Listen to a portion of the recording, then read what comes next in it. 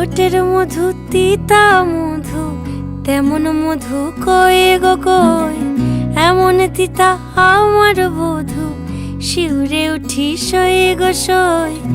আনবাড়ি যায় আমায় ফেলে বাদল মেঘের ডাকে, একবারও সে ভাবে না গো রায় কি করে থাকে।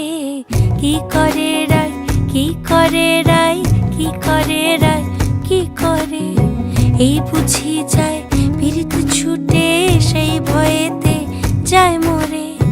কি করে রায়, কি করে রায়, কি করে রায়, কি করে, এই বুঝি যায়